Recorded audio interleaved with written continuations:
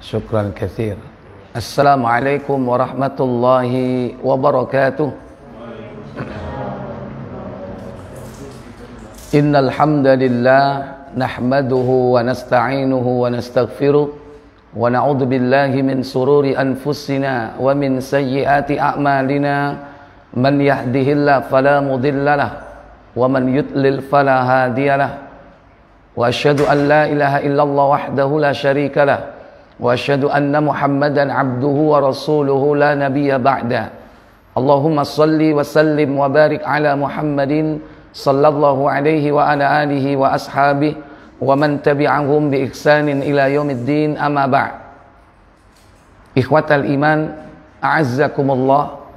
Pertama, kepada Bapak Pimpinan atau Kepala BPS Prof Jatim dan seluruh jajaran manajerial di masing-masing daerah, seluruh aparat dan karyawan BPS di mana saja berada di wilayah Jawa Timur, yang semoga Allah senantiasa merahmatinya untuk tetap istiqamah dalam iman, dalam Islam.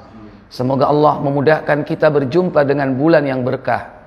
Tak lupa salawat dan salam semoga tetap tercurah dan terlimpahkan kepada junjungan kita baginda Nabi Muhammad sallallahu alaihi wasallam. Demikian pula untuk keturunan beliau, para sahabatnya dan seluruh pengikutnya hingga tibanya hari kiamat. Ikhwatal iman, a'azzani Allah wa iyyakum. Kita sekarang berada di penghujung bulan Sya'ban. Jika Allah menghendaki, insyaallah kita akan berjumpa dengan bulan Ramadan, bulan yang dinanti, diharapkan yakni oleh seluruh umat Islam di seluruh penjuru dunia untuk menghidupkan malam dan siangnya dengan berbagai macam amalan ibadah yang dapat menjadikan mereka semua sebagai hamba-hamba Allah yang bertakwa. Khususnya kita yang hadir di negeri kaum muslimin, kita berharap Allah tabaraka wa ta'ala memberikan kita keamanan, ketentraman, tidak ada halangan apapun, sehingga kita bisa memasuki bulan Ramadan ini jauh dari musibah, jauh dari corona, ya sebagaimana tahun-tahun yang lalu kita sudah mungkin 2 tahun kita libur untuk tidak menghidupkan sebagaimana sebelumnya, dan mungkin juga jauh dari musibah yang lain termasuk bencana dan peperangan. Ikhwatal iman, a'izzakumullah. Banyak orang bilang bulan Ramadan itu bulan suci, padahal Ramadan itu bukan bulan suci.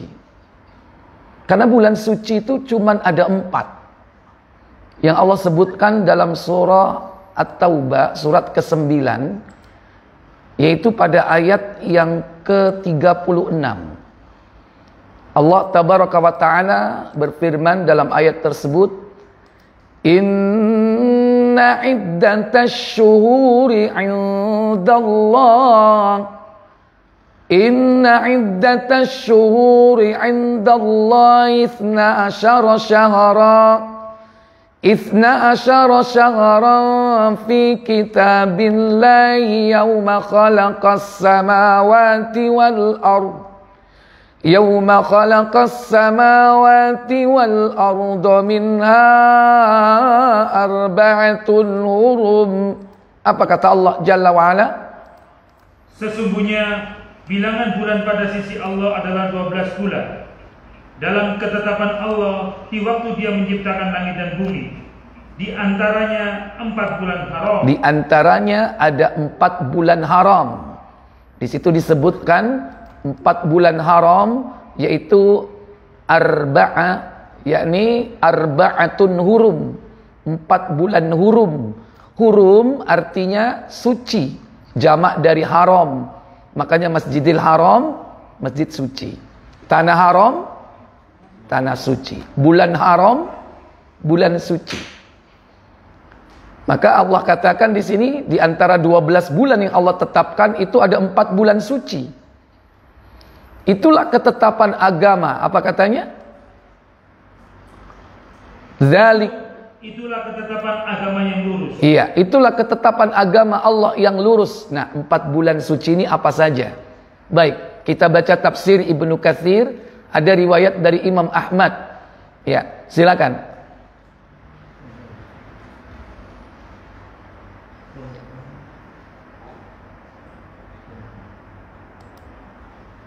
Imam Ahmad mengatakan dari Abu Bakar bahwa Nabi SAW berkhutbah dalam Haji Wada. Antara lain beliau SAW bersabda. Apa sabda beliau sallallahu alaihi wasallam? Ingatlah, sesungguhnya zaman telah berputar seperti keadaannya sejak hari Allah menciptakan langit dan bumi. 1 tahun terdiri atas 12 bulan. 4 bulan diantaranya adalah bulan-bulan haram. 4 diantaranya bulan-bulan haram. Apa saja di situ? 3 diantaranya berturut-turut. Apa saja? Yaitu Zulqa'dah. Zulqa'dah, yaitu bulan yang ke-11. Kemudian Zulhijjah. Zulhijjah, yaitu bulan yang ke-12. Kemudian Dan Muharram. Muharram, yaitu bulan yang ke-1 atau pertama. Dan yang keempat bulan apa? Yang lainnya ialah Rajab Mudhar. Rajab, bulan Rajab yang disebut dengan Rajab Mudhar. Ya. Kenapa beliau menyebut dengan Rajab Mudhar?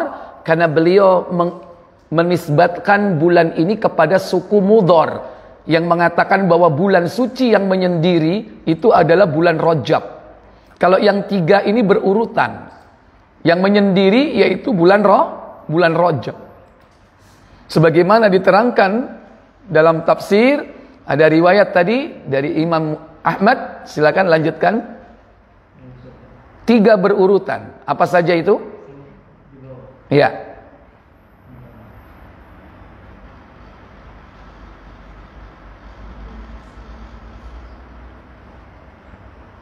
Adapun mengenai sabda Nabi SAW yang mengatakan 3 bulan diantaranya berturut-turut, yaitu Zulqa'dah, Bulan 11, Zulhijjah, bulan 12, dan Muharram. Muharram bulan pertama, Lalu Rajab Mudhar, Rajab Mudhar.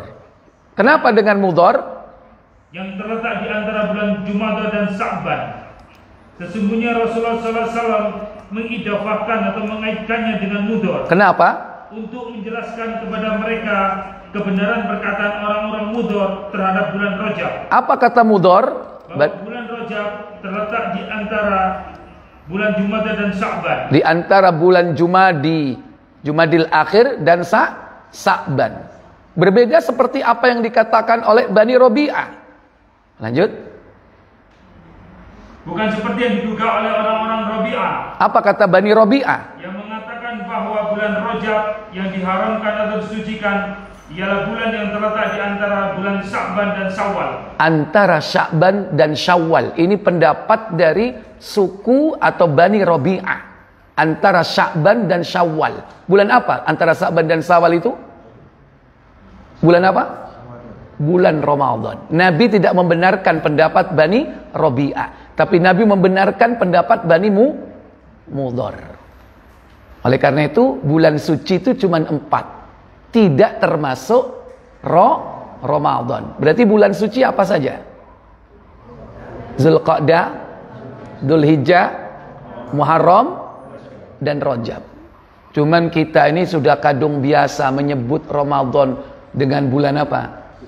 Marilah kita sambut bulan suci, padahal bukan bulan suci. Lantas bulan apa? Nggak terima. Kalau bukan bulan suci, bulan apa? Karena udah kadung ya, nempel, sudah kadung melekat gitu. Nah, Ramadan itu bukan bulan suci. Tapi Ramadan adalah, siapa yang tahu Bapak Ibu, Ramadan bulan apa? Bulan istimewa. Bulan apa? Bulan Maghfirah. Nah, itu jawabannya nggak salah, tapi belum benar. Ya, Syahrul Maghfirah, ada lagi Syahrus Siyam, ada lagi apa? Syahru itkum minan nar, ya, bulan pembebasan dari neraka, macam-macam ya. Tapi yang terpenting di sini kita dasarnya adalah ucapan Nabi. Nah, Nabi sendiri mengucapkan tentang Ramadan itu bulan apa? Itu yang penting. Apa kata Nabi? Kita buka An-Nasa'i nomor 2105.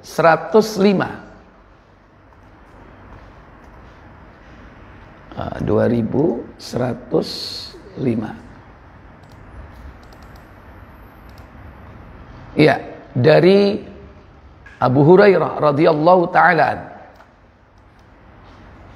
Silakan. Dari Abu Hurairah radhiyallahu anhu ia berkata. Apa katanya? Rasulullah sallallahu alaihi wasallam bersabda. Apa sabda beliau sallallahu alaihi wasallam? Ramadan telah datang kepada kalian. Iya, atakum Ramadan. Ramadan telah datang kepada kalian. Ia adalah bulan berkah. Syahrun mubarak. Dia adalah bulan berkah. Disebutkan di sini oleh Nabi sallallahu alaihi wasallam dengan sebutan apa di sini? Syahrun mubarak. Apa mubarak itu? bulan berkah. Makanya kalau kita tulis sekarang, selamat datang bulan berkah. Nabi mengatakan syahrun mubarak, bulan berkah.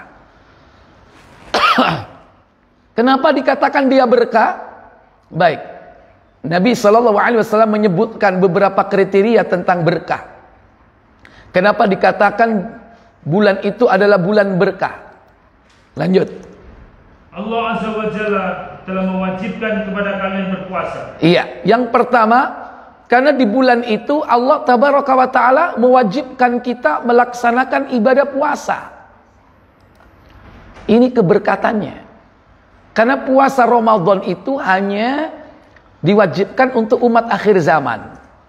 Umat sebelumnya itu mereka puasa tapi nggak sebulan penuh. Puasanya itu 3 hari Pak dalam setiap bulan. Dan itu dimulai dari sejak zaman Nabi Nuh. 3 hari. Totalnya kalau setahun berapa? 36. Nah, umat Rasulullah ini diperintahkan mengerjakan puasa Ramadan itu sebulan penuh. Totalnya berapa? 30 ditambah dengan 6 hari di bulan Syawal. Jumlahnya sama nggak? Ujung-ujungnya sama, 36. Makanya Nabi mengatakan, man shoma Ramadhana, siapa yang puasa Ramadan, fa'atba'ahu syitta min Syawal, dan setelah Ramadan 30 atau sebulan diikuti 6 hari di bulan Syawal, kana lahu kasaumid dahri, maka dia seperti berpuasa setahun. Jadi sama puasa orang-orang dulu dengan sekarang, yaitu selama hampir setahun nilainya. Cuman teknisnya yang berbeda. Kalau orang-orang dulu 3 hari dalam setiap bulan, kalau umat Islam di akhir zaman ini, umat Rasulullah sebulan penuh ditambah yang sunnah 6 hari. Oleh karena itu, kita diberikan oleh Allah Tabaraka wa Ta'ala keutamaan umat akhir zaman ini. Puasanya sebulan. Dan salah satu di antara keberkahannya, bahwa puasa kita ini ada makan sahurnya Pak. Kalau orang dulu puasanya nggak ada sahurnya, adanya cuman buka, setelah itu puasa lagi. Begitu maghrib buka, isya puasa lagi Pak. Oleh karena itu Nabi SAW bersabda, coba buka Muslim nomor 1060.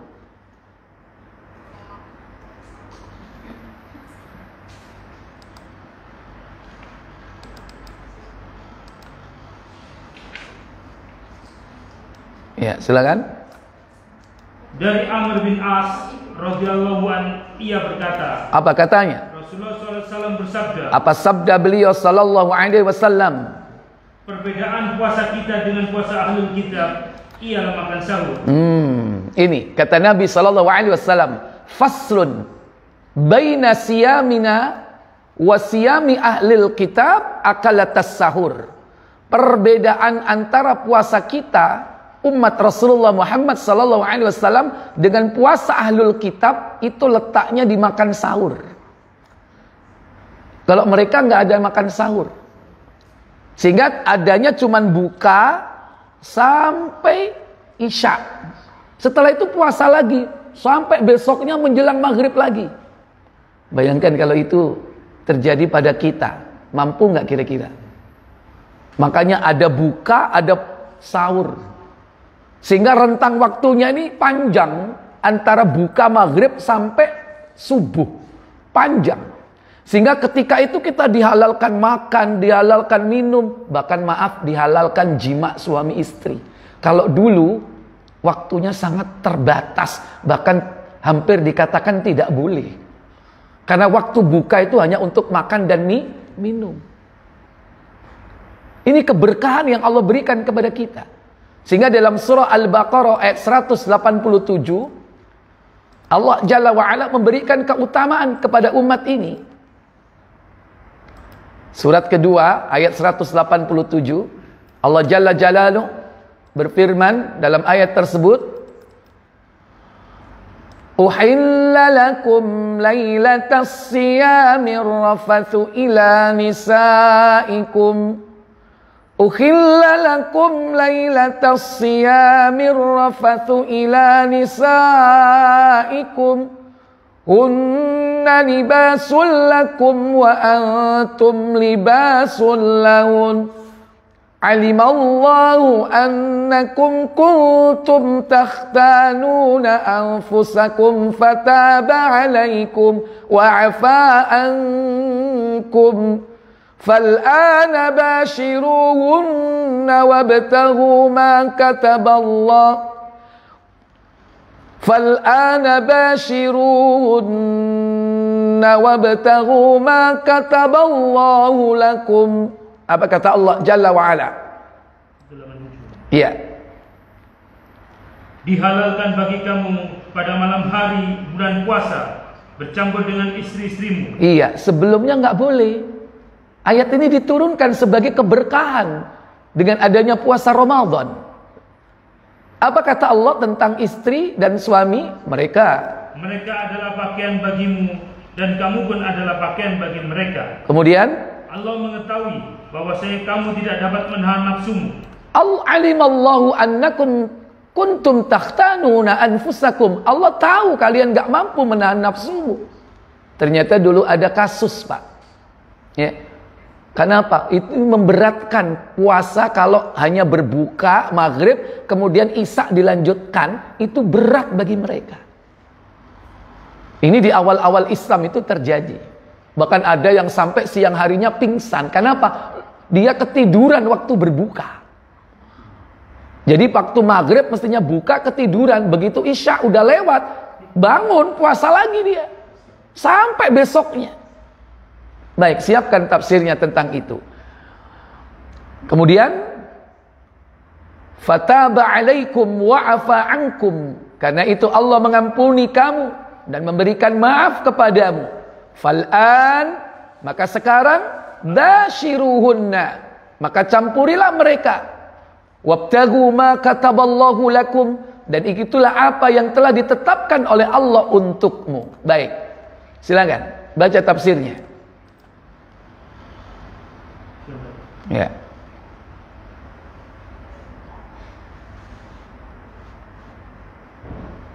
Hal ini merupakan suatu keringanan dari Allah buat kaum muslim, dan Allah menghapuskan apa yang berlaku di masa permulaan Islam. Pada permulaan Islam. Terus. Karena sesungguhnya pada permulaan Islam, apabila salah seorang di antara mereka berbuka, ia hanya dihalalkan makan dan minum serta bersetubuh sampai salat isya saja. Makan, minum, dan jima sampai kapan? Sholat isya. Setelah itu puasa lagi. Terus. Tetapi bila ia tidur sebelum itu atau telah sholat isya, maka diharamkan baginya makan, minum, dan bersetubuh sampai malam berikutnya. Sampai malam berikutnya, Pak. Kalau itu terjadi untuk saat ini, kira-kira mampu nggak sampean, Pak? Halo? Yang nikah maksudnya ya. Yang belum jangan mikir ya kan. Ada yang belum tuh, Pak? Loh, kok banyak? Banyak itu yang keberapa, Bu? Lanjut. Oh, jangan berubah. Lanjut. Maka dengan peraturan ini mereka mengalami mafsadat yang besar. Mafsadat yang besar, ya, kesulitan maksudnya. Terus. Ar-rafas dalam ayat ini adalah bersetubuh. Demikian menurut Ibnu Abbas, atau Mujahid, Sa'id Ibnu Jubair, Taus, Salim Ibnu Abdullah, Amr Ibnu Dinar, Al-Hasan, Qatadah, Az-Zuhri, Adaha Ibrahim An-Nakai, As-Sa'di, atau Al-Qurasani, dan Mukatil Ibnu Hayyan. Firman Allah, mereka adalah pakaian bagi kalian, kalian pun adalah pakaian bagi mereka. Menurut Ibnu Abbas, Mujahid, Sa'id Ibnu Jubair, Qatadah, Sa'di, Muqatil, Ibnu Hayyan, mana yang dimaksud ialah mereka adalah ketenangan bagi kalian dan kalian pun adalah ketenangan bagi mereka. Ada kasus orang bernama Qais pada saat itu ya, yang dia lupa ketika berbuka tertidur, tidak segera berbuka. Kenapa? Karena istrinya tidak punya makanan. Ketika datang ke rumah, dicari itu. Ya, silakan. Latar belakang turunnya ayat ini telah disebutkan di dalam hadis Mu'adz yang panjang dan yang telah disebutkan sebelumnya. Abu Ishaq meriwayatkan dari Al-Bara ibn Azib. Tersebutlah sahabat Rasulullah SAW. Siapa namanya? Bila seseorang dari mereka berpuasa, lalu ia tidur sebelum berbuka, maka ia tidak boleh makan sampai keesokan malamnya di waktu yang sama. Sesungguhnya Qais ibnu Sirmah. Ya, Qais bin Sirmah. Ini nama seorang sahabat. Kemudian apa yang beliau lakukan? Dari kalangan Ansor sedang melaksanakan puasa. Pada siang harinya ia bekerja di lahannya. Ketika waktu berbuka telah tiba, ia datang pada istrinya dan mengatakan, "Apakah kamu mempunyai makanan?" Si istri menjawab, "Tidak, tetapi aku akan pergi dahulu untuk mencarikan buatmu." Karena dia capek, kemudian dia tertidur. Kemudian ternyata Qais sangat lelah hingga ia tidur. Ketika istrinya datang, si istri melihatnya telah tidur. Maka ia berkata, "Alangkah kecewanya engkau. Alangkah ruginya kau." Kenapa? Ternyata engkau tertidur. Ketika esok harinya, tepat di siang hari, Qais pingsan. Iya. Karena tertidur dia nggak boleh buka karena sudah masuk waktu Isya, sehingga dia lanjut puasa. Sementara besoknya dia harus tetap bekerja seperti biasa di ladangnya. Akhirnya karena nggak kuat fisiknya dia pingsan. Makanya kita ini umat akhir zaman diberi oleh Allah keberkahan. Apa itu? Adanya makan sahur, ada buka waktu maghrib, ada sahur waktu subuh. Maksudnya menjelang subuh. Waktunya panjang. Kita bisa makan berapa kali itu kira-kira? Babak 1, babak 2. Biasanya gitu kan? Maghrib mangan, kok mari terawih mangan maneh, Arab turu mangan maneh, iya kan? Nah itu. Nanti sahur lagi. Lama waktunya. Oleh karena itu Bapak Ibu saudara sekalian, jangan lewatkan makan sahur. Karena itu apa? Satu-satunya makan sahur itu ada pada umat ini. Sehingga Nabi menyebutkan makan sahur adalah makan yang diberkati.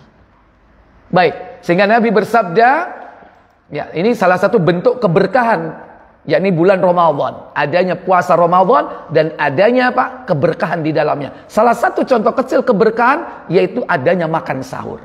Nabi bersabda, yaitu pada Sahih Muslim di nomor 1059 dari sahabat Anas. Silakan.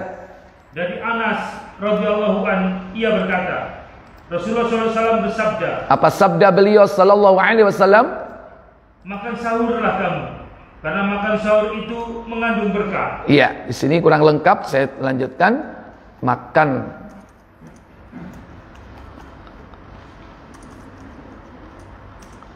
Makan sahurlah kalian, karena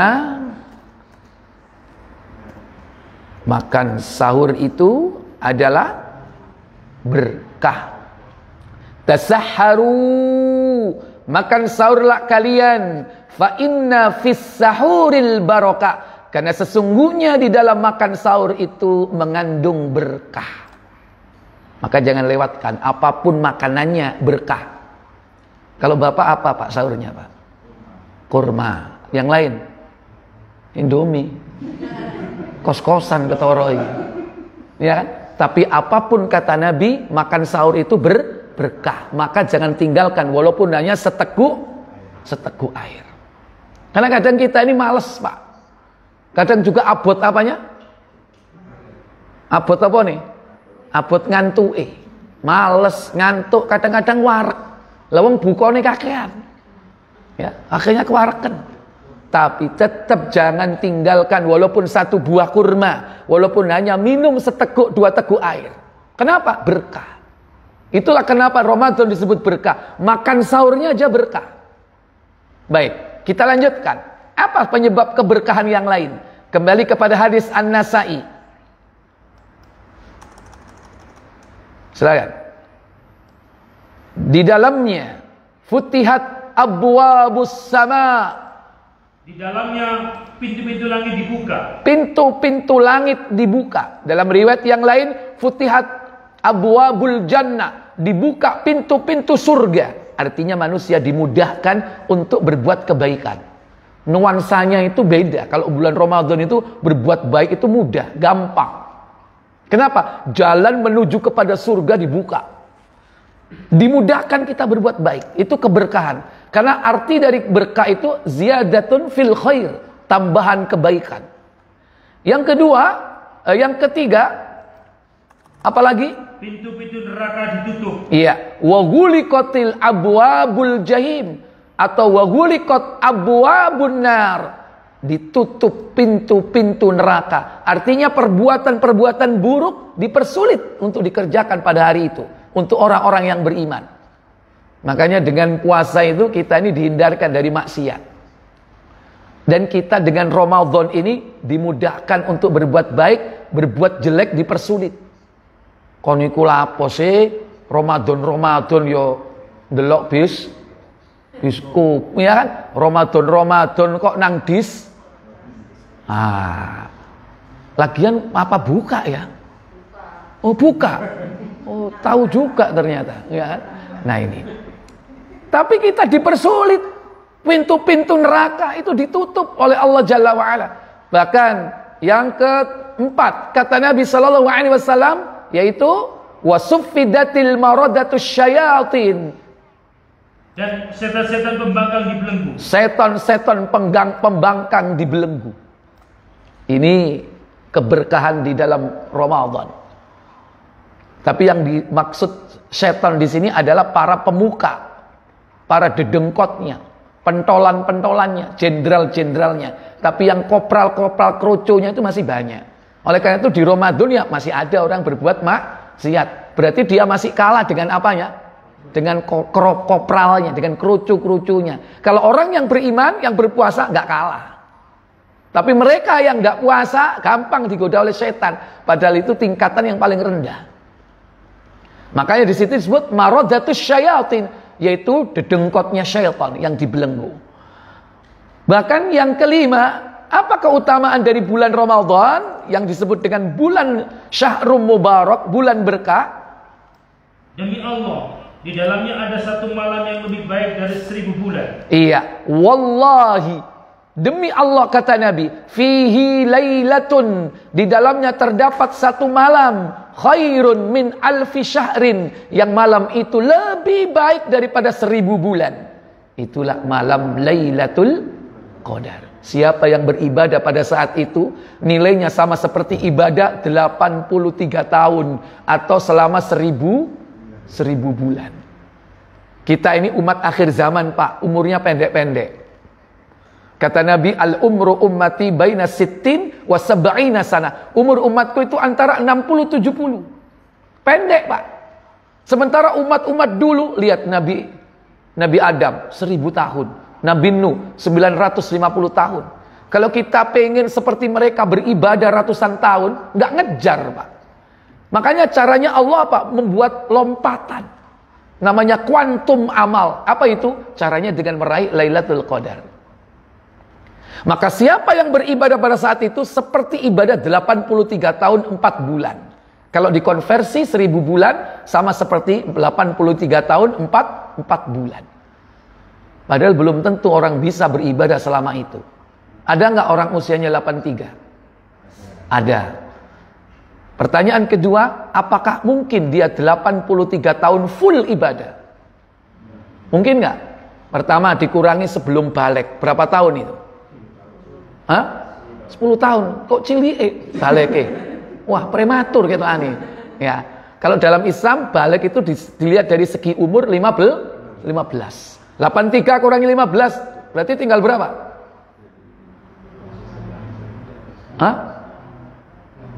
68. Nggih.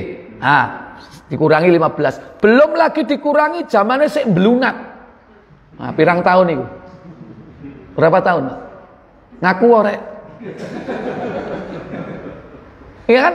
Jadi nggak mungkin kalau usianya 83 tahun tuh full ibadah, nggak mungkin.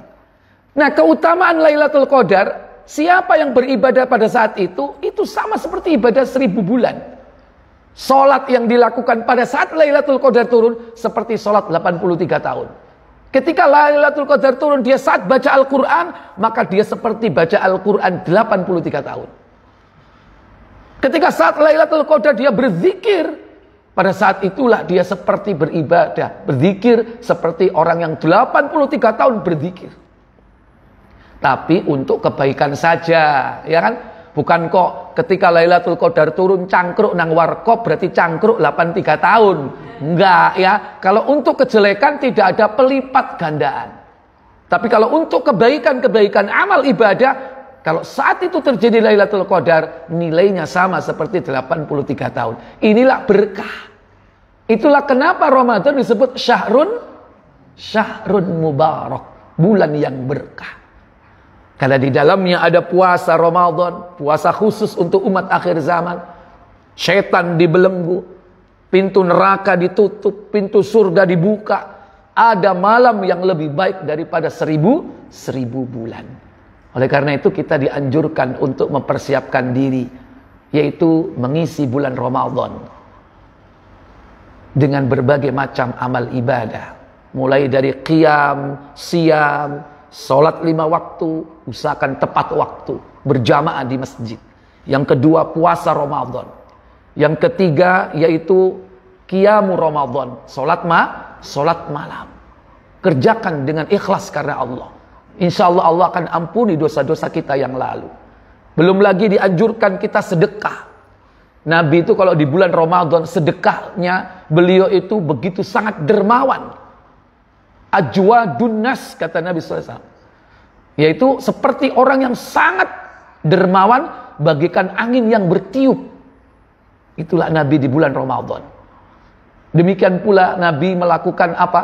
Membaca Al-Quran. Karena didatangi oleh malaikat Jibril, saling memperdengarkan bacaan Al-Quran. Kalau bahasa kita, malaikat Jibril bertadarus dengan Rasulullah SAW, saling memperdengarkan bacaan Al-Quran.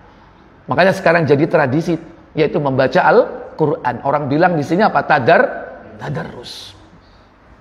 Belum lagi nanti dianjurkan kita iktikaf untuk meraih malam 1000 bulan. Maka hidupkan itu dengan iktikaf, terutama di 10 malam yang terakhir. Demikian pula kalau kita diberikan kelapangan harta dan keluangan waktu serta kemudahan untuk pergi ke tanah suci, laksanakan umroh. Umrah di bulan Ramadan, kata Nabi, umrah fi Ramadan taqdi hajjatan ma'i. Orang yang melaksanakan umrah di bulan Ramadan sama nilainya dengan haji bersama aku, kata Rasulullah sallallahu alaihi wasallam. Itulah keutamaan-keutamaan yang ada di dalam bulan yang penuh berkah. Semoga pengantar saya pada siang ini bermanfaat untuk kita semua. Saya cukupkan, ya, kita lanjutkan dengan diskusi dan tanya jawab. Saya pikir cukup. Wa akhiru da'wana walhamdulillahirabbil alamin. Wassalamualaikum warahmatullahi wabarakatuh.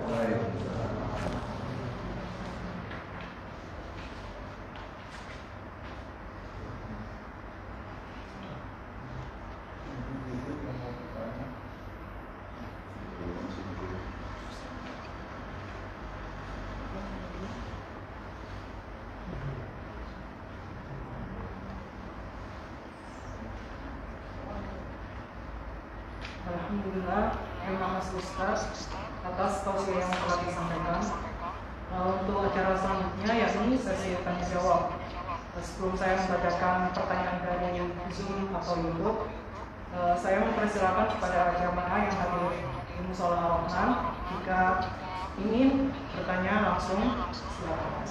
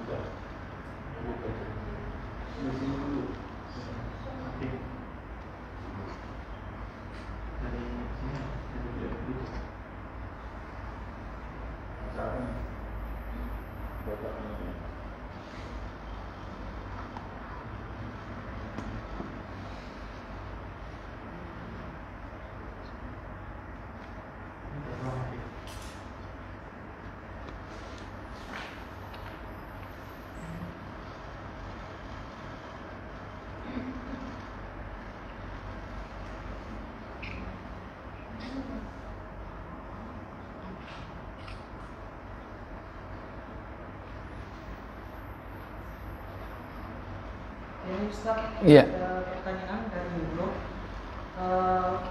Memberi makan orang lain untuk berbuka puasa, amalannya sama dengan amalan puasanya orang yang diberi makan.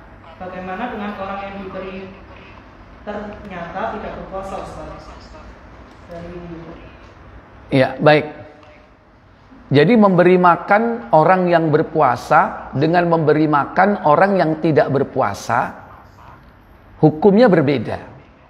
Kalau memberi makan orang yang berpuasa untuk berbuka, dia akan mendapatkan pahala puasanya tanpa mengurangi pahala orang yang berpuasa tersebut. Ya, itu keutamaannya. Coba kita lihat Ibnu Majah 1428 kalau tidak salah. Coba dicek.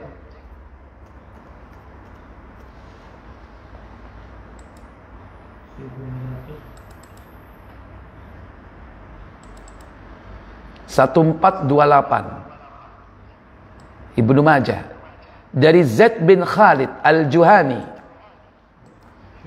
Silakan. Dari Zaid bin Khalid Al-Juhani, dia berkata, Rasulullah SAW bersabda, Apa sabda beliau sallallahu alaihi wasallam?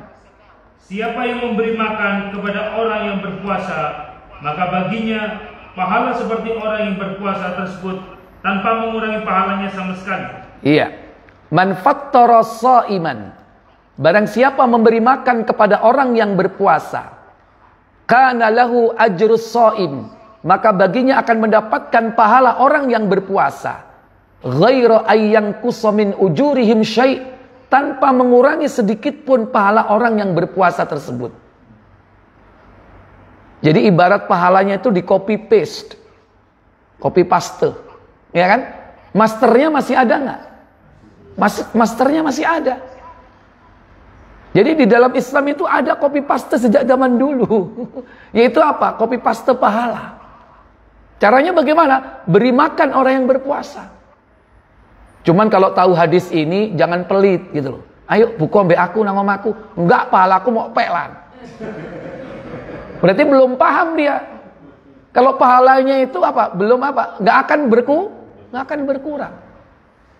Dan insya Allah kalau kita mengajak orang berbuka puasa, mereka senang atau tidak? Senang. Makanya cara merampok pahala orang yang berpuasa yaitu dengan cara apa? Mengajak buber. Undang teman-teman kantor, satu kantor 100 orang. Undang suruh makan. Kita yang biayai. Berarti pahala mereka 100 orang untuk kita. Dan yang diundang seneng gak? Seneng rek. Malah kapan rek ono maneh? Ya kan? Apalagi makanannya, wah prasmanan. Wah makan sepuasnya. Kita seneng pahala mereka kita ambil itu. Bahasa kasarnya apa? Tak rampok pahalamu kamu ya. Dan yang dirampok seneng ya. Ada dua perampok ya, boleh merampok itu merampok pahala Pak. Ya, dan yang dirampok seneng. Juga mencuri yang dibolehkan apa? Mencuri hati. Yang dicuri seneng enggak? Ya ibu kan pernah dicuri hatinya sama suami kan? Iya kan? Dan ibu seneng-seneng aja dicuri hatinya. Nah, itu dia. Nah, ini dalam Islam. Nah, ternyata ketika yang diajak berbuka puasa itu enggak puasa. Cuman dia pura-pura doang, ya kan? Ikut kan nggak kentara antara yang puasa sama enggak kan? Maka dia tetap dapat pahala. Pahala apa? Pahala sedekah biasa. Pahala sedekah. Pahala apa? Pahala memberi makan. Tapi tidak mendapatkan pahala puasanya. Wong nggak poso kok. Apa sing dikekno? Dia nggak punya pahala puasa kok. Cuman dapat pahala sedekah. Tetap dapat pahala nggak? Tetap dapat pahala. Lihat. Ya, di Mekah dan Madinah, di Masjidil Haram dan Masjid Nabawi. Kalau Ramadan banyak nggak buka puasaan di situ? Banyak. Ya kan? Karena itu kan dikapling-kapling itu sama para dermawan itu. Ini punya saya, satu red, ya kan? Nah, orang yang datang ke tempat itu nggak ditanya, kon poso gak kon? Enggak kan, nggak ditanya kan? Meskipun kita nggak puasa, ikut nimbrung di situ, pura-pura lambene garing, ya kan? Ketokane poso, mari ngono mangan warak, enggak masalah. Kenapa? Karena mereka ikhlas. Dan tahu kalau dia puasa, dia dapat pahala puasanya. Kalau dia nggak puasa, dapat pahala sedekah. Nggak masalah. Ya kan? Nah, ini keutamaan dan indahnya Islam di situ. Dan nggak akan mungkin kita nanya-nanya. Ya. Baik, mungkin yang lain silakan. Terima kasih Ustaz atas jawabannya. Mungkin jemaah ada yang mau ditanyakan?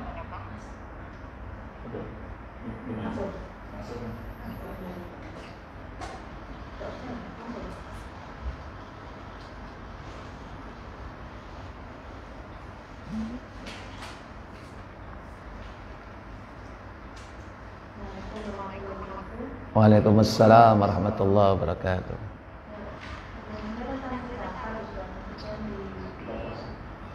Volumenya agak dikerasin dikit. Tentang zakat Ustaz. Untuk zakat fitrah itu kan sudah ada yang menerima ya. Maka kita di wilayah Surabaya kan perkotaan ya. Jadi banyak mungkin masjid atau lembaga-lembaga yang akan yayasan-yayasan itu yang ada di sana. Saya aksesnya gimana ya Ustaz? Kita berikan langsung kepada orang yang berkaitan atau yang melalui yayasan itu atau kepada korban-korban bencana yang sekarang juga banyak di sekitar desa.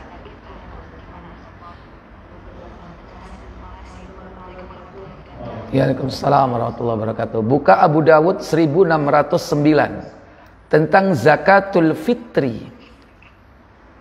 Ya, ada istilah yang salah kaprah ya di negeri kita. Sebetulnya nama aslinya adalah zakatul fitri. Cuman di negeri kita itu jadi zakat fitrah. Padahal makna fitrah itu beda dengan fitri. Kalau fitrah itu kan suci ya kan? Ya, makanya kullu mauludin yuladu alal fitrah. Setiap bayi yang lahir itu dalam keadaan fitrah, suci.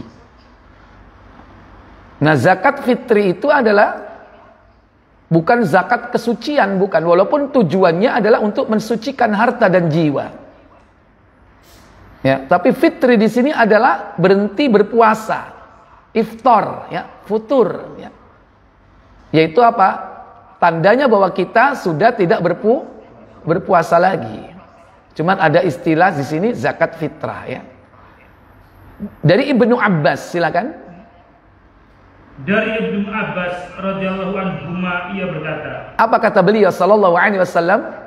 Rasulullah SAW telah mewajibkan zakat fitrah, zakat fitri untuk mensucikan orang yang berpuasa. Iya. Dari hal-hal dan perbuatan yang sia-sia. Iya, jadi tujuan dari zakat fitri itu tidak lain adalah yang pertama yakni membersihkan. Zakatul fitri adalah diperuntukkan tuhratan lis-shaimin. Tuhratan lis-shaim yaitu mensucikan orang yang berpuasa.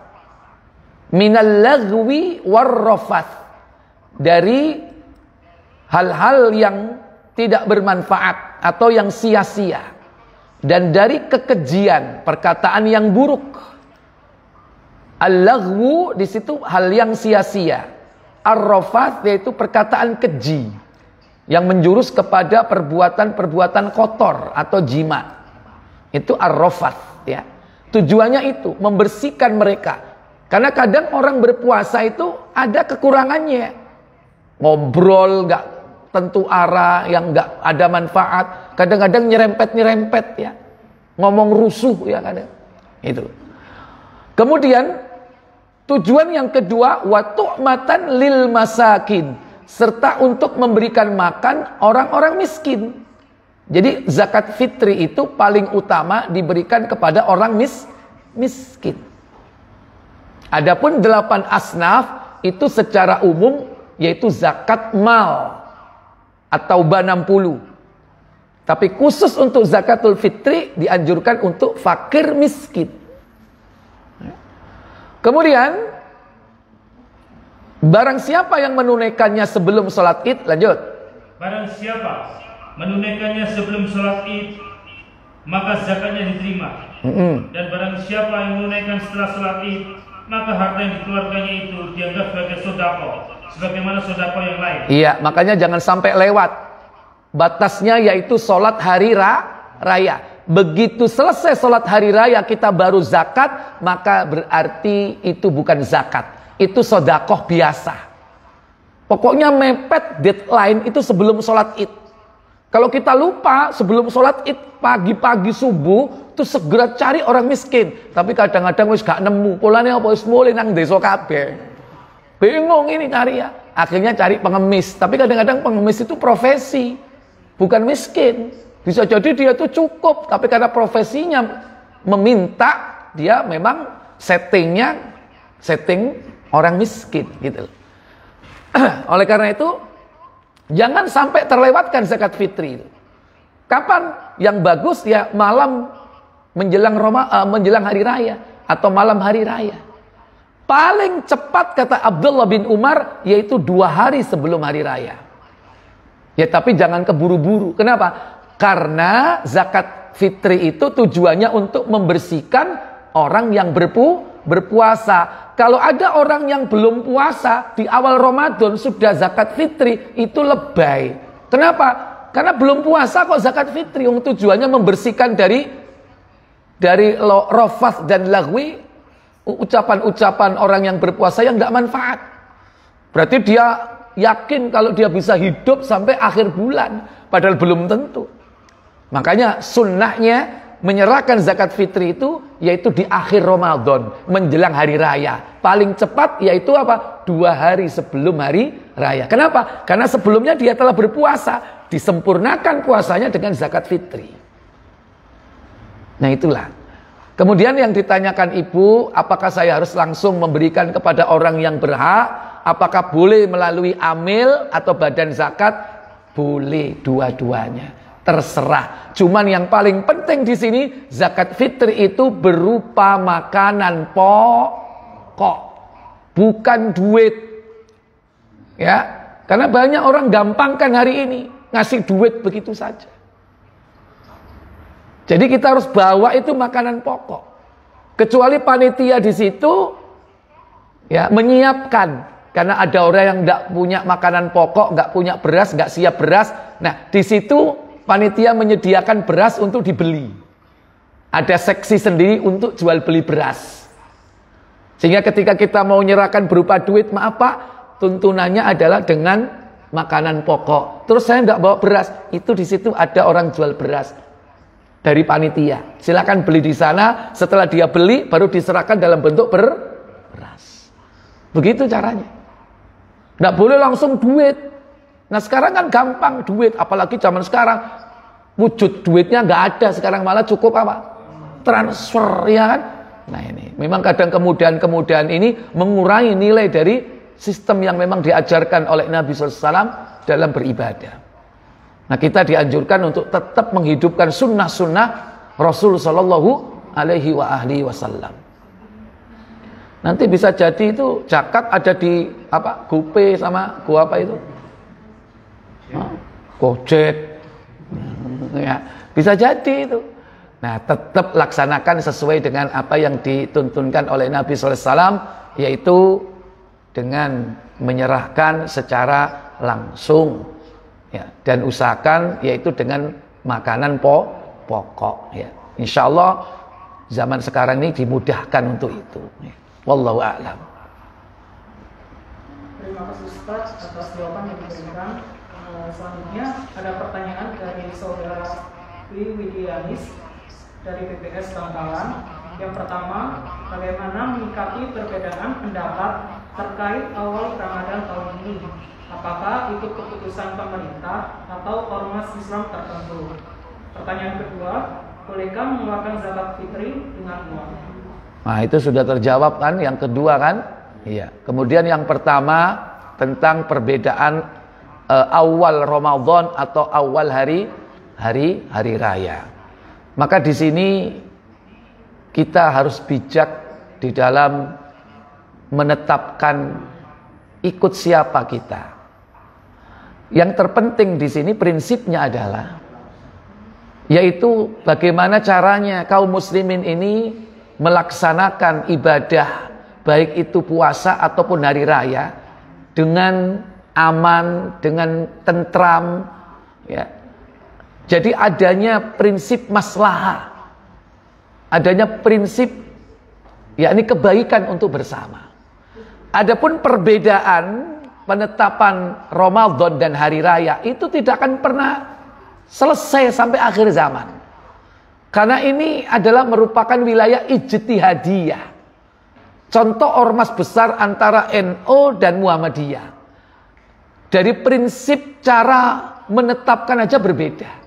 Yang satu lebih mengutamakan hisab, yang satu lebih mengutamakan ru'yatul hilal. Ini jadi cara. Nah ini. Yang kedua dari penetapan yakni derajat. Yang satu kurang dari 2 derajat, yang satu harus lebih dari 2 derajat atau minimal 2 dan seterusnya. Nah ini kan wilayah ijtihad.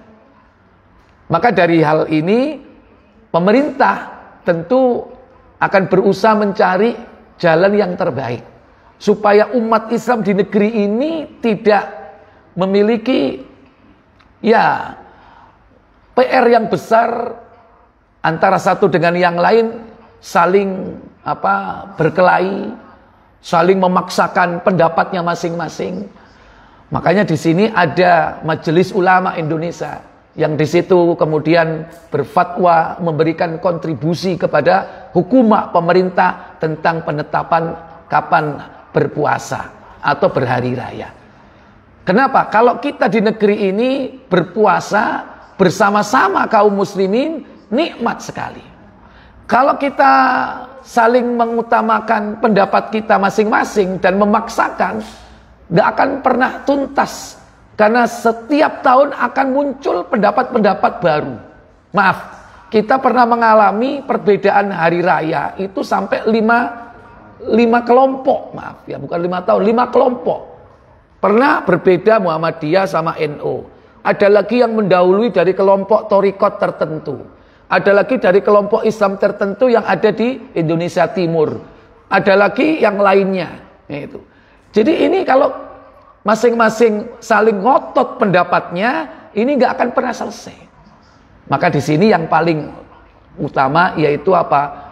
Berhari raya, berpuasa itu dengan mengikuti keputusan dari hukumah, yaitu keputusan dari pemerintah. Itu lebih maslahah. Sekalipun diperbolehkan masing-masing, yakni mengikuti keyakinannya, mengikuti ormasnya, karena masing-masing punya keyakinan sendiri-sendiri. Tapi apabila mengikuti apa yang sudah diputuskan pemerintah, itu merupakan kebijakan untuk yakni kebaikan seluruhnya, kebaikan bersama.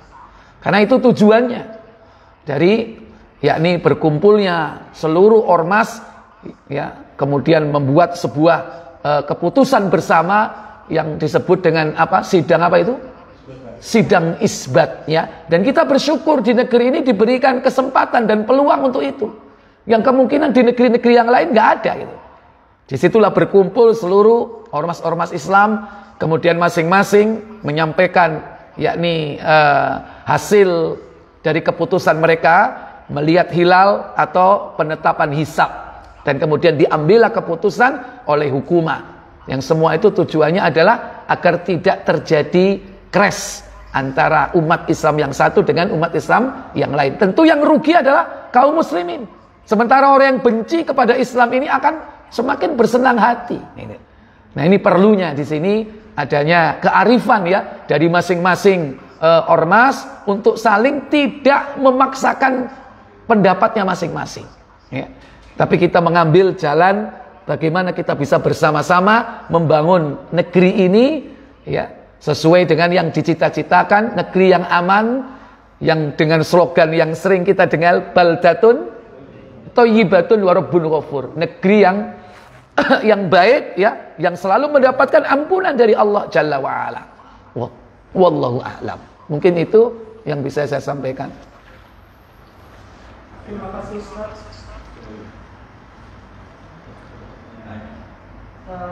Mungkin dari jamaah ada yang ingin bertanya secara langsung.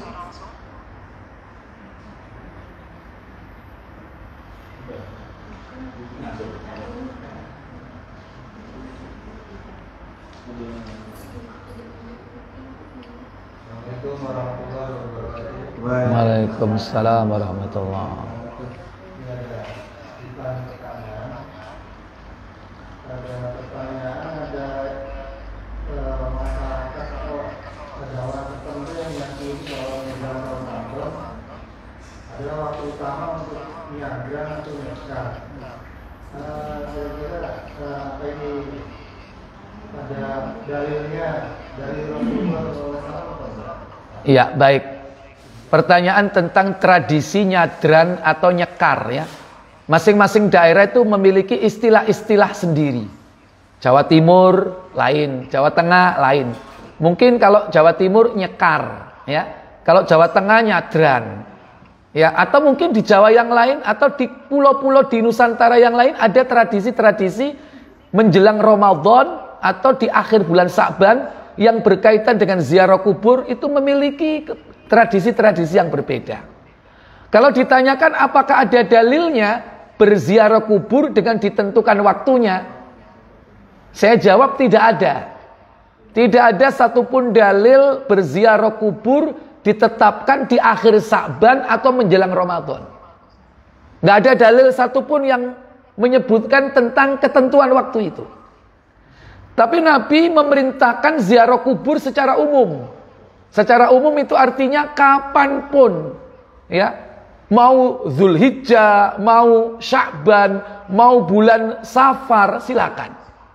Mau siang, mau malam, mau pagi, mau petang, bebas. Tidak ada batasan waktu. Karena hakikat ziarah kubur itu tujuannya dua. Ya. Yang pertama, zikrul maut dalam rangka ingat mati. Yang kedua, yaitu mendoakan ahli kubur. Karena ahli kubur itu sangat butuh doa orang yang hidup. Ya, jadi silakan kapan saja. Boleh datang ke kuburannya untuk mendoakan sekaligus ingat mati. Boleh tidak datang mendoakan dimanapun, termasuk di rumah, di masjid. Dan doanya akan sampai kepada ahli kubur. Selama tidak ada hijab penghalang doa-doa kita. Insya Allah nyampe dan itu sangat dibutuhkan. Ya, jadi harus dibedakan antara tuntunan dan tradisi. Kalau nyekar yang umumnya kan dilakukan menjelang Ramadan kan. Jadi seandainya besok Ramadan, sore ini rame kuburan. Itu tradisi. Nggak ada tuntunan. Ya. Jadi silakan sebetulnya ziarah kubur tanpa menetapkan waktu. Ini yang pertama, bebas waktunya. Yang kedua, laksanakan tata cara ziarah kubur itu seperti yang diajarkan Nabi. Dalam hadis yang panjang, Rasul diajak malaikat Jibril berziarah ke makam Baqi al-Gharqad. Bagaimana cara beliau ziarah kubur? Beliau sampai di makam Baqi, beliau berdiri menghadap kiblat dan mengangkat kedua tangannya agak lama, sebanyak 3 kali. Berarti beliau mengulang doanya 3 kali dengan mengangkat kedua tangan dan posisi beliau berdiri. Tidak duduk, berdiri. Ya, jadi itulah tata cara ziarah kubur. Datang ke kuburan sambil mengingat mati, mendoakan ahli kubur, berdoa menghadap ke kiblat dalam dalam keadaan berdiri, mengangkat kedua tangan dan ulangi doa itu sebanyak 3 kali. Bahkan Nabi diajari malaikat Jibril doa kalimatnya. Assalamu ala ahlid diyari minal muslimina wal mu'minat. Wa yarhamullahu minal mustaqdimina minna wal mustakhirin fa inna insyaallahu bikum lahikun. Itu diucapkan sebanyak 3 kali. Nah itu doanya. Salam sejahtera wahai para penghuni rumah, orang-orang Islam, orang-orang mukmin. Semoga Allah merahmati kalian. Maksud rahmat di situ adalah ampunan. Minal mustaqdimina minna wal mustakhirin, baik orang yang telah mendahului atau yang akan datang di kemudian hari memasuki rumah ini. Wa inna insyaallah, dan jika Allah menghendaki, bikum lahikun, kami akan menyusul kalian. Diucapkan 3 kali oleh Nabi sallallahu alaihi wasallam. Jadi ikuti tata cara ziarah kubur yang diajarkan Nabi. Dan itu diisyaratkan dalam surat At-Taubah ayat 84. Di dalam surat At-Taubah ayat 84 menunjukkan bahwa ziarah kubur itu, mendoakan di kuburan itu cukup berdiri. Coba baca itu. Surah 9 At-Taubah, yakni ayat yang ke-84. Allah Jalla Jalaluh berfirman, "Wala tusalli ala ahadin minhum mata abadan wala takum ala qabri innahum kafaru billahi wa rasulihi wa matu wa hum fasikun." Apa kata Allah?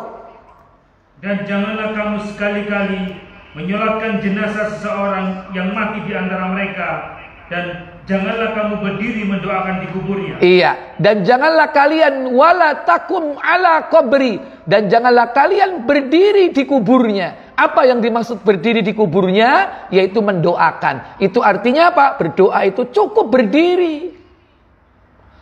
Ayat ini diturunkan berkaitan dengan orang munafik.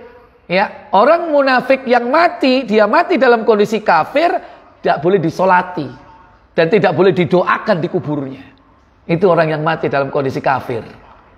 Ya, tapi zaman sekarang susah bedakan orang mukmin sama munafik. Tapi intinya kalau orang itu nggak sholat, ya berarti bukan hanya munafik, itu sudah kafir tulen. Kalau ada orang Islam tapi nggak sholat, makanya kalau orang nggak sholat nggak boleh disolati. Slogannya itu dirubah, sholatlah sebelum disolati. Keliru itu. Yang betul, sholatlah, kalau tidak, nggak tak solati. Iya kan? Itu yang betul. Sholatlah sebelum disolati. Nggak sholat kok disolati, kok enak, iya kan? Yang betul, sholatlah, kalau nggak tak solati itu. Karena ini orang mati dalam kondisi kafir. Tapi kalau di zaman Nabi, orang munafik itu masih sholat. Masih sholat bersama Nabi, jihad ikut Nabi. Cuman apa? Ada daftarnya. Yang tahu daftarnya orang munafik siapa? Sahabat Hudzaifah bin Al-Yaman. Abu Bakar gak ngerti, Umar gak ngerti, Utsman gak ngerti. Yang tahu Hudzaifah, yang tahu daftarnya orang munafik. Makanya Hudzaifah selalu jadi rujukan Umar bin Khattab. Ketika Umar bin Khattab jadi khalifah, kalau Hudzaifah ada orang mati, dia sholat, berarti ini mukmin. Tapi Hudzaifah gak sholat, oh ini munafik ini. Ya, karena yang tahu khusus dipilih oleh Nabi SAW untuk memegang rahasia beliau, yaitu Hudzaifah bin Al-Yaman. Nah ini contoh berdiri di atas kuburnya, yang dimaksud yaitu mendoakan. Ya, jadi ikuti tata cara bagaimana Rasulullah mendoakan di kubur kaum muslimin. Adapun bawa kembang itu tradisi. Seandainya tidak bawa nggak masalah. Tapi kalau bawa dengan keyakinan seperti keyakinannya orang Hindu, nah itu yang masalah. Kenapa? Karena tradisi kembang itu tradisi Hindu. Tradisi Hindu di negeri kita. Kenapa? Kembang itu jumlahnya 3, kembang telon. Ya, mesti terdiri dari melati, mawar, kenongo. Ini perwujudan dari 3 dewa. Dewa apa? Dewa Brahma simbolnya warna putih, kembang melati. Dewa Wisnu simbolnya warnanya merah, yaitu bunga mawar. Dewa Wisnu, itu Wisnu. Dewa Siwa simbolnya warna kuning, yaitu dengan kembang apa tadi? Kenanga atau kenongo. Maksudnya ditaburi kembang supaya diberkati oleh Trimurti, 3 dewa. Itu ramesannya orang Hindu. Makanya mereka nggak bisa lepas dari kembang itu. Nah karena kita dulu, ya kan, orang-orang Hindu itu kental di negeri kita, terutama Jawa. Kadang-kadang orang Islam ini karena Islamnya masih belum murni, masih kecampur dengan tradisi lama, kadang-kadang menjadi tradisi kembang. Dan kita ini masih jumpa loh di perempatan-perempatan itu ada orang buat kembang, masih ada kan? Nah, ada duitnya nggak? Nah, dulu waktu kecil saya ngambil duit itu. Ya kan? Nah, itu waktu dulu, ya kan? Nah, itu memang itu ada maksudnya. Ya silakan, ziarah kubur sangat diharapkan oleh ahli kubur. Ya. Dan ingat bahwa ziarah kubur ini adalah dalam rangka mengingat mati dan mendoakan ahli kubur. Silakan, jangan menetapkan waktu, kapanpun silakan. Ya, ya. Jadi semoga kita ini nanti kalau kita juga sering mendoakan ahli kubur, kita pun nanti didoakan oleh orang-orang yang hidup terutama yang kita harapkan yaitu saudara-saudara kita dan juga anak-anak dan keluarga kita. Karena tidak ada yang diharapkan ketika kita di alam barzakh kecuali doa orang yang hidup, terutama doa anak yang soleh. Ya. Wallahu a'lam. Ya. Terima kasih Ustaz. Mungkin dari jamaah ada yang ingin bertanya secara langsung. Ini ada pertanyaan terakhir Ustaz. Ya, terakhir G. Dari saudari Nisa bagi yang umum, bagaimana jika seorang wanita karena haid sehingga tahun lalu tidak puasa, lalu saat ini masih ada beberapa hari yang belum dibayar puasanya. Bagaimana hukumnya bagi wanita tersebut sebab sebentar lagi akan datang bulan puasa? Iya. Jadi kalau ada seorang wanita belum membayar hutang puasa, keburu Ramadan datang lagi, maka setelah Ramadan dia wajib tetap membayar utang puasanya yang kemarin, plus dengan denda. Kenapa? Karena nunggak. Nggak bayar listrik tok rek ono tunggaan. Poso ya ono tunggaane. Ada dendanya. Mestinya kan terakhir bayar utang itu kapan? Bulan ini, bulan Sya'ban. Ini terakhir bayar. Aisyah itu sampai pernah mepet bulan Sya'ban. Tapi harus segera dibayar. Kalau tidak, masuk Ramadan berikutnya. Contoh misalnya, kemarin punya utang 5. Sya'ban ini nggak sempat bayar. Mungkin karena sempat bayar 2, sisanya 3, nggak keburu. Nah akhirnya punya utang 3. Setelah dia puasa Ramadan tahun ini, dia tetap bayar sisanya yang 3. Plus dengan dendanya. Berapa dendanya? Yang lewat itu ya 3 itu. Bagaimana cara membayar denda? Yaitu dengan memberi fidyah, memberi makan orang miskin. 1 kali makan 1 orang miskin untuk setiap puasa yang nunggak. Tadi tunggaannya berapa? 3, berarti harus memberi makan 3 orang miskin. Dan cukup sekali makan itu sudah bisa mengcover. Bukan harus 3 kali makan dalam sehari, cukup sekali. Dan bayar fidyah itu yang nomor pertama, yang afdol yaitu memberi makan. Sebagaimana surat Al-Baqarah ayat 184. Wa 'alal ladzina yutiqunahu fidyatun ta'amu miskin. Dan bagi orang yang berat melaksanakan puasa, baginya membayar fidyah. Apa fidyah itu? Ta'amu miskin. Ta'am itu memberi makan. Jadi fidyah itu yang paling afdol, paling utama, memberikan makanan yang siap santap, saji. Kayak apa disajino nek gak esok dipangan? Maksudnya siap dimakan. Jadi buatkan nasi kotak, ada nasi, lauk pauk, sayur mayur, buah-buahan, kerupuk, 4 sehat. Loh, berarti ambek susu nek 5 sempurna. Ya kan? Bagus enggak? Bagus, silakan. Karena langsung dimakan. Nah, kemudian para ulama membolehkan fidyah itu dibayar dengan apa? Makanan pokok, bahan makanan pokok, beras, gandum, ya, kemudian kurma, mungkin di daerah timur mungkin makanan pokoknya apa? Sagu, ya monggo silakan. Dengan bahan makanan pokok, berapa beratnya? 2 tangkup telapak tangan. Ini namanya 1 mud. 1 mud, ya. 1 mud itu begini. Nah, nilainya 1 mud kalau dikonversi di gram sekitar 7 sampai 8 ons. 7 sampai 8 ons. Ada yang mengatakan 7,5. Makanya zakat itu kan 1 sok. 1 sok itu 4 begini. Kalau 7,5 kali 4 berapa? 7,5 kali 4. Berapa? 3 kilo. Makanya zakat itu 3 kilo. Atau paling enggak 7 kali 4, 28. Kalau umumnya dulu kan 2,5 kilo, ya kan? Itu. Nah, lebihkan, usahakan. Karena 1 sok itu 4 kali mud begini. Nah, fidyah itu 1 mud, yaitu kurang lebih yaitu 7 sampai 8 ons.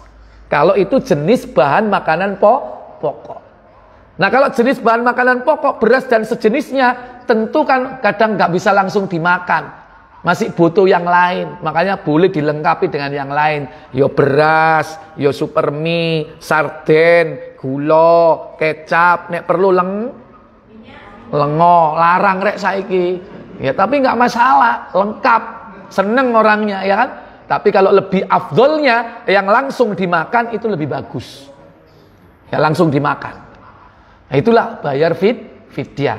Nah itu sebagai denda tunggaan kita. Puasanya tetap dibayar, dendanya yaitu bayar fidyah. Memberi makan seorang fakir miskin. Kalau kita mampu, lebihkan. Kalau satu orang wajibnya, maka 2 dan seterusnya itu sunnahnya. Wallahu a'lam. Saya pikir cukup sampai di sini. Semoga bermanfaat untuk kita. Saya tutup dengan kafarat majelis. Subhanakallahumma wa bihamdik, asyhadu an la ilaha illa anta, astaghfiruka wa atubu ilaik. Wassalamualaikum warahmatullahi wabarakatuh.